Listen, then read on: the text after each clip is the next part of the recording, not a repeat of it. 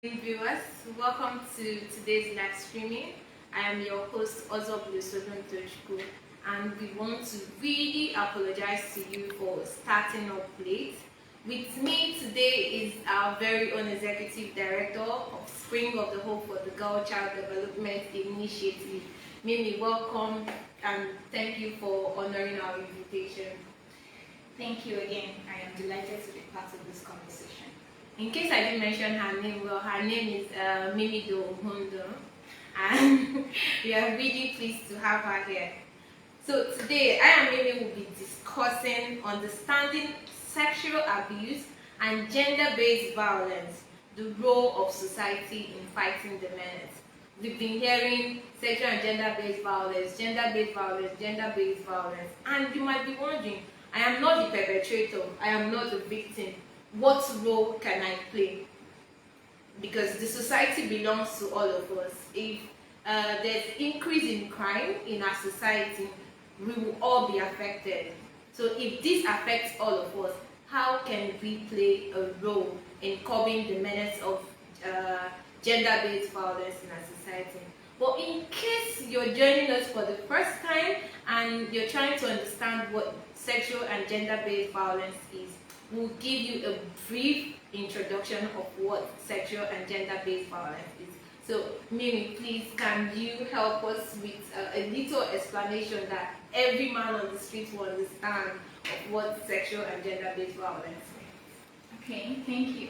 Sexual violence refers to molestation by one person upon another. This molestation can be visual, it can be verbal, or any form that forces one to join sexual contact without consent or unwanted sexual content. So sexual abuse is a form of gender-based violence. Now, what is gender-based violence? Gender-based violence refers to any form of violence directed at someone that forces the person to lose his fundamental human rights, which could be right to life, liberty, dignity, discrimination, and then inequality between men and women, and then mental and physical integrity. This gender-based violence, in most cases, is directed at someone on the basis of gender. It's the gender bias kind of situation. I don't know if that is clear enough, but I really do hope it's clear enough. Okay, let me just add a thing or two. So, sexual and gender-based violence is sexual violence becomes gender-based when it's perpetrated as a reason of the next person's gender. So if as a lady, somebody forces me to have sex with him, that is called rape, the legal term. And it's because I'm a lady, because he wouldn't do that to his fellow man. That is gender-based violence. So gender-based violence is that violence that is perpetrated or inflicted on the next person on the basis of their sex or gender. So that is like what gender-based violence is all about. And sexual violence, it can be, like she said, it can be visual, it can be physical, it can be emotional too. So we have cases everywhere of pedophiles, we have rape cases, we have assault, and then we have some pocket gender-based violence that people really don't usually want to talk about, like walking on the street and catcalling. Street harassment. Street harassment. They feel it's normal. Somehow we've normalized some form of gender-based violence, and then we think, oh, it shouldn't be called gender-based violence. These things happen on our streets. Like, it happens. It's normal. But normalization is a different thing. We'll talk about normalization on a very good day. So let's move to the reason why we are here. So what is the role of the society? Before we enter the role of the society, I want to paint a picture because I think that's where this topic came from. So a woman is constantly beaten by her husband, and they live in this face me, I face you apartment. Now, every time she's rushed to the hospital by the neighbors, but the neighbors never report. that they just say, oh, it's family matter. My own is to save life. Minding their business. I'm minding my business. Drink water and mind your business. And this thing continues. Probably tomorrow the woman dies. Like there's a news, oh, this woman finally, and they are like, oh, is this man? He has finally killed her. But I feel there's something they could have done before the actual killing, in quotes, or something like that. So it's on the premise of situations like this where you witness violence, or you notice a girl is being maltreated in her foster home, or you notice a particular person on your street is constantly harassing people. What role can you play to curb that? Because now you understand it is not right and it's a crime. Mimi, over to you. You made, before we got to this point, you made mention of many cases or many situations that have become normal, like it's a normal trend. I think we must understand these abnormalities first. We must understand that this thing is wrong. If we don't understand gender-based violence, we can never proffer solutions or mitigations or how to move forward from this menace. So first, I think people need to understand what that gender-based violence is itself, because there are a lot of things that happen that people excuse. No, this one, now she carry herself do now she carry her leg do, or ignorance, or I didn't know, I was not aware. That's the case of statutory rape. Okay. A lot of people excuse that. They'll say, I was not aware that this one is a child, or this one is under the age of consent. They always excuse that until people become aware that this is what is called gender-based violence, and it is wrong. Understanding is one thing, knowing what is gender-based violence is one thing, then knowing that it is wrong, it's a different thing altogether. So I feel information first. Information is power, so there should be more education about this gender-based violence. They should know that this is it, it's wrong, and there are consequences. And then there should be more programs that get women involved. The truth is, women will talk about these issues better. I'm talking about women because people feel that when we talk about gender-based violence, it's always the women being victimized. Yes, men can also be victimized, but most cases, women are the victims in the situation of gender-based violence. That's why I'm still saying that there should be more involved in programs that address gender-based violence. If there is a panel where decisions are being made or issues like this are addressed, women should also be there, because nobody is going to represent their concerns or their interests better. Okay, and then that is a very beautiful answer from an activist. More education. We need to understand what gender-based violence is. Stop the normalization of gender-based violent practices, and then get women involved. Then, as legal officer of Lawyers Select, being that interacting with victims, seeing occasions where victims might just get to a point and be like, oh, I don't want to continue with this case, I want to drop it. Probably because the perpetrator is a well-known menace in the street, and the family just wants safety. The street can decide to sue that person to court. You can. You as a yard member, you can decide to report a husband that is battering his wife. That is actual saving life. Saving life is not just when you take the wife to the hospital every time she becomes a victim.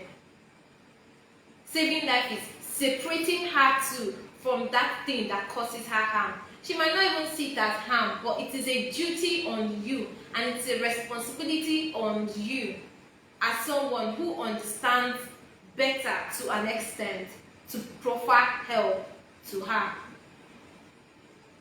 So the compound people can be like, no, we are reporting this man to the police station. Or a situation where you know a father is raping his children and you say it's none of my business. She is his children. He should do as he pleases. No, it's defiling the society, because these children are going to grow up in the society and they might replicate what has happened to them.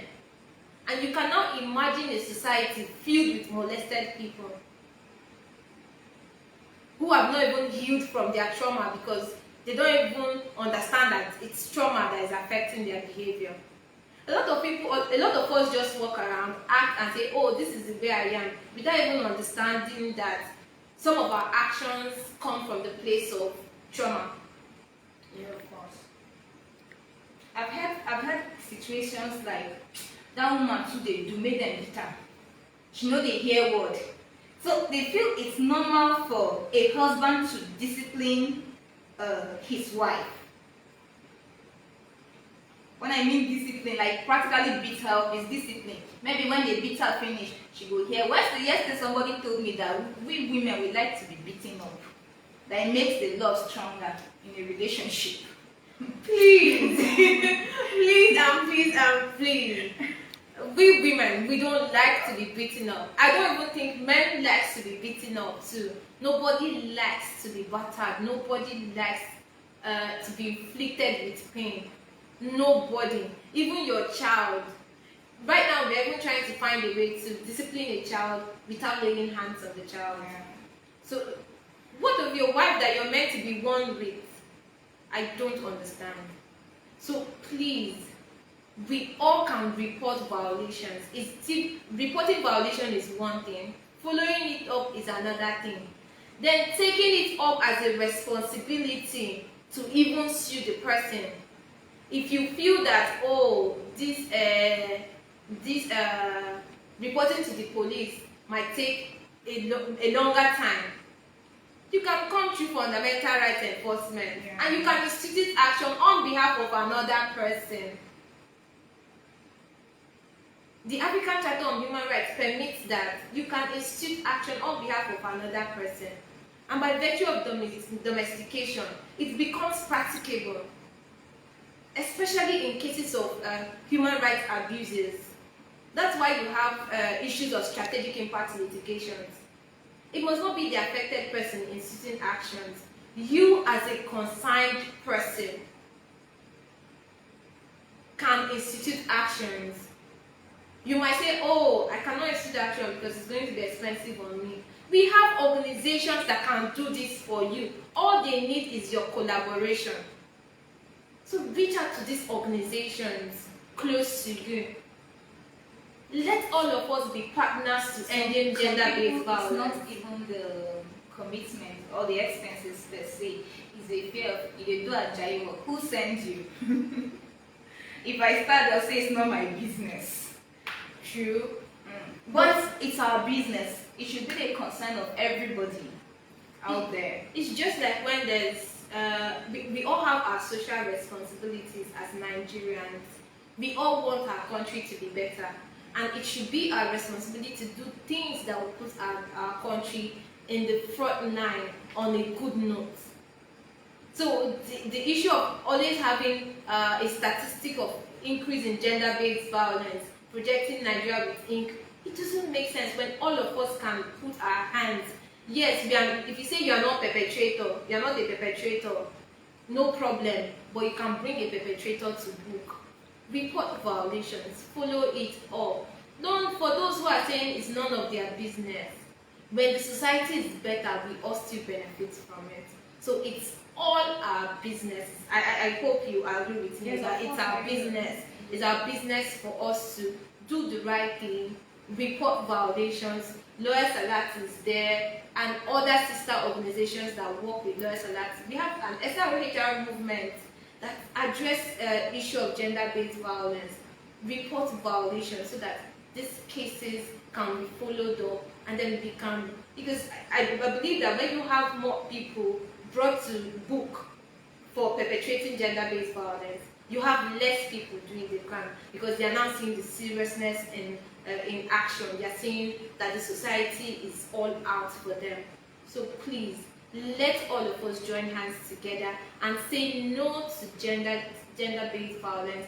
Say no to sexual abuse. Say no to normalization of gender-based violence practices so that we can have a better Nigeria and a safer world.